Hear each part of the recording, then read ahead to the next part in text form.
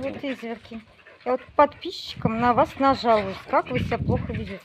Мама сегодня ушла на работу. Пришла домой, вымыла полы.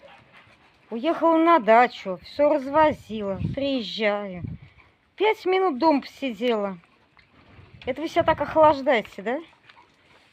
Ничего не... Ага, и прям при мне с наглой рожей. Копаем яму, да?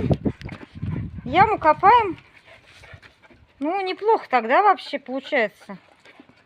В аренду вас отдать кому-нибудь? Огороды копать.